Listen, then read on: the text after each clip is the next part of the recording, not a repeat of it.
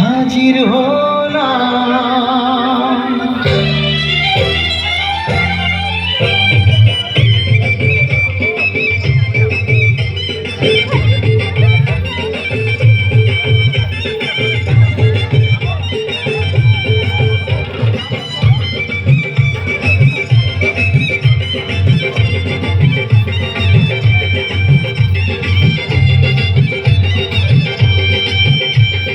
চোখ তুলে দেখো না কে এসেছে,